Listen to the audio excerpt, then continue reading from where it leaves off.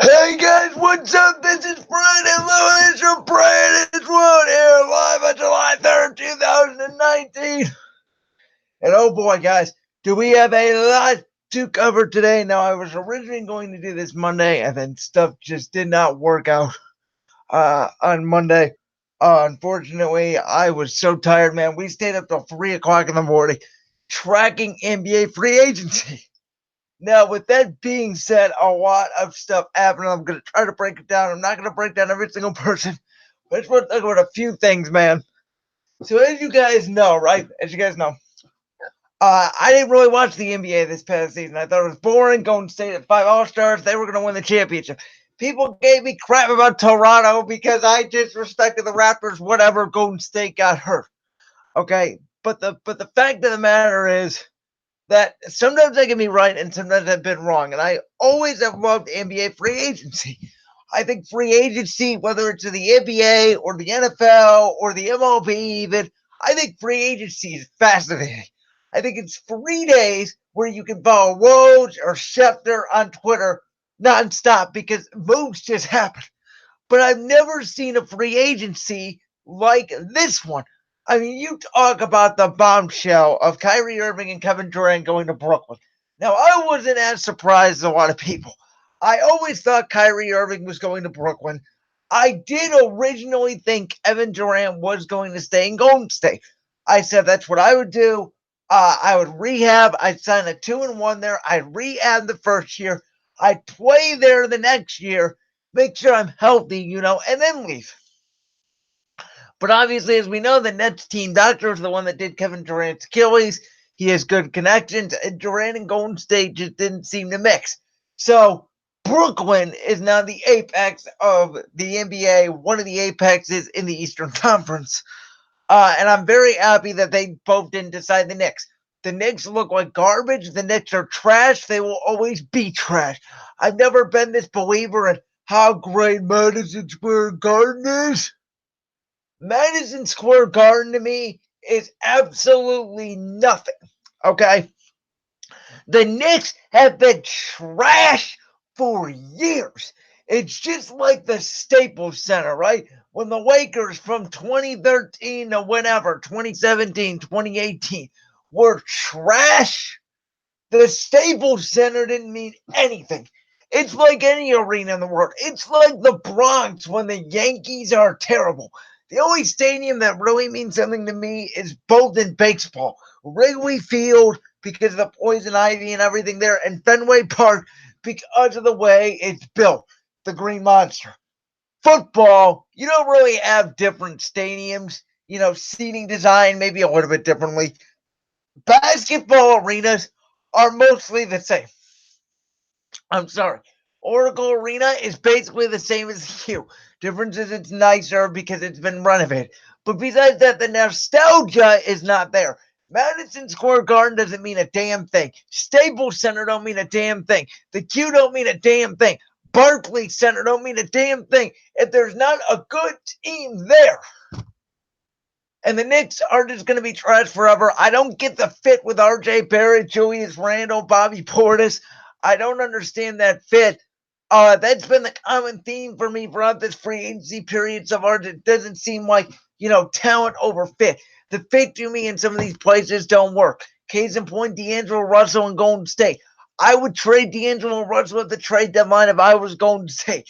Steph Curry, D'Angelo Russell, Klay Thompson, they don't fit together. Everybody, I think it's just all overreaction. Oh, Golden State got another All-Star. But you can get all these All-Stars. The fit doesn't work. Now, I thought Boogie, KD, Draymond, Steph, and Clay, I thought that would all work. And it would have if they would have all been healthy. But they weren't. In this case, D'Angelo Russell don't fit in Golden State. So I'm not that worried about Golden State. What I do want to talk about today, though, is how interesting some of these moves were. Like Kemba Walker going from Charlotte to Boston. Now, I thought originally Boston was going to do a sign and trade with Kyrie and D'Angelo Russell, just flip-flop them. I was right a little bit on that because I knew Boston was going to get a point guard in return. I didn't see Kemba going to Boston, but he did. Kyrie ended up going to Brooklyn, and then Charlotte ended up getting Terry Rozier. So they all just kind of flip-flop teams. I think Boston's a good, solid team. I know they signed Enes Kanter, but they lose Al Horford. Philly gave Al Horford a contract I would have not given.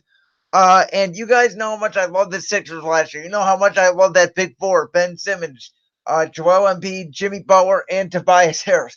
I know everybody's saying Philly got better, and I don't know about the fact that Philly got better. Josh Richardson, is he really better than JJ Redick? I thought JJ Redick fit Philly perfectly, a great three-point shooter. I think Josh Richardson, I've heard, is coming into his own a little bit as a three-point shooter, and he's a better defender than Redick. That's fine, but you can't take away from the veteran experience JJ Redick gave that locker room. I will say this: Jimmy Butler turned into a money hog. Okay, Philadelphia offered him the max. He declined it to go to Miami to get eliminated in the first round every year. Good for you, Jimmy Butler.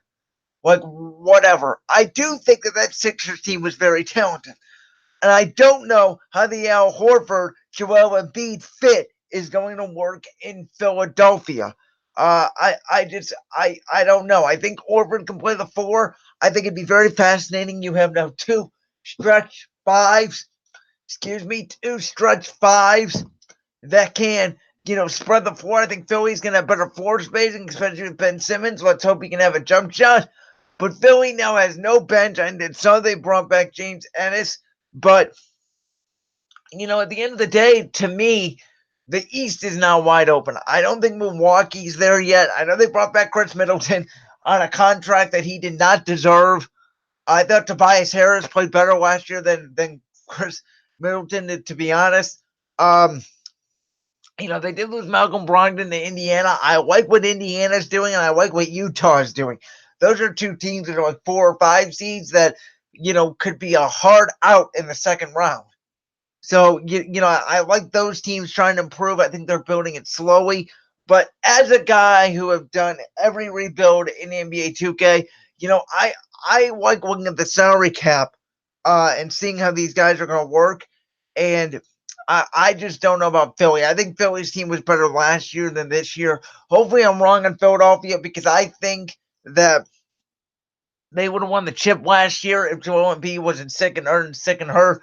I think they would have beat Toronto in 6 if Joel Embiid wasn't sick in game 1, where he was almost falling on the floor.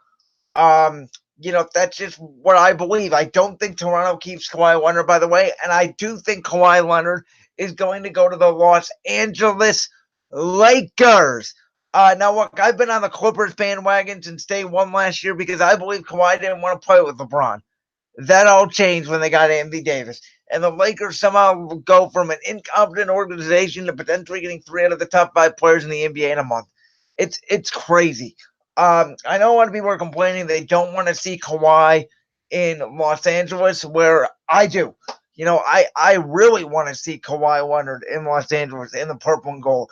I think it would be fun. I think they'd be a much more fun team to root for than Golden State or Miami. I think our Avs team was fun to root for. Maybe I'm personally biased because I'm from Cleveland. But Miami and Golden State, this super team would be a lot more fun to root for because you have Kawhi Leonard, who we know is different. You have Anthony Davis, who we know is not a number 1. And then you have the King. It'd be hard to fill out that roster, but they can do it. They can work their magic. You can sign guys to minimums in the NBA, which you can't do in the NFL. And it would be a lot of fun. They would win the championship next year. That being said, from my understanding, from my source, I believe Kawhi Leonard will be a Laker by tomorrow. And from my understanding, the Clippers are out of it. It's down to the Lakers and Raptors. If he does go to Toronto, I believe it's going to be a 1-1, and he's going to leave next year for the Lakers, which could be a possibility. The Raptors have everybody locked in for 1 more year, and if they do bring back Kawhi, they're probably the co-favorites with Philadelphia and Milwaukee, possibly, because people love Milwaukee. Then Milwaukee and Philly would probably be your 3 top teams, because I don't think Brooklyn's going to win the title next year, even though they have Kyrie and DeAndre Jordan.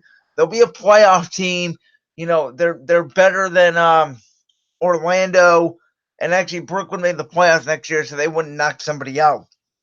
I think if you look at the playoffs, last year, what was it? It was Milwaukee versus Detroit. I don't know if Detroit makes it. It was, let's see. Boston and was it Boston, Indiana? Yeah, I think both those teams make it. Toronto, Orlando. Orlando, I think, could get a little bit better. I think they make it. So I think Detroit may be the only team in the East that doesn't make it. Maybe you open up a door for another team. I'm trying to think of a team off my head. Maybe like the Hawks. Definitely not the Cavs, like some people think. I just don't see it. Um, so there's the East. In the West, again, your guys' boy Russell Westbrook, it's probably going to be a 6 or 7 seed, especially the Lakers get Kawhi, and then he'll get beat in the first round, and I will laugh again. But I find this so fascinating. I think a lot of guys moved. I think the NBA is actually going to be exciting again. I think last year, the whole vibe around the NBA was just Golden State was good. LeBron was in LA. It's just not best for business. The Lakers are a mess. And now the vibe is the NBA is saved. And I'm super happy about it. I think this free agency period was crazy, and I can't wait to see what Kawhi Leonard does. Sorry, this mini pod was kind of off the rails. I just wanted to record a little bit here live, kind of give you guys my thoughts on NBA free agency so far. So again, to recap, I like them going to Brooklyn. Kyrie and KD, I think they're going to win the title in the next 2-3 years when KD gets back. Next year, they'll be co-favorites. Don't love Jimmy Butler leaving to go to Miami, and I don't love Philadelphia, what they've done. I'm really not a big fan of that. I think Toronto's down in the dumps that they don't get Kawhi Leonard, but they may possibly still end up with Kawhi Leonard on a re-sign. I think the Lakers are going to be the most fascinating team in the league next year if they get Kawhi Leonard. And Golden State, they're really not playing with a lot of pressure. They'll make the playoffs. They can be dangerous in the postseason potentially, but I don't know. I think D'Angelo Russell's leaving at the trade deadline. Those are my thoughts on the big main guys. I like what the Pelicans did. Again, another Philadelphia loss with J.J. Redick. I think New Orleans could be a playoff team. And there's that fight for the bottom of the West. Again, I like Utah. I like New Orleans. I like what Indiana's done. I like what some of these 4, 5, 6 teams have done to really put themselves in contention next year to be a real tough out in the second round. So that being said, guys, this is Brandon Lewis from Brandon's World. Make sure you leave a like, comment, leave a rate down below, and I'll see you guys next time. Peace.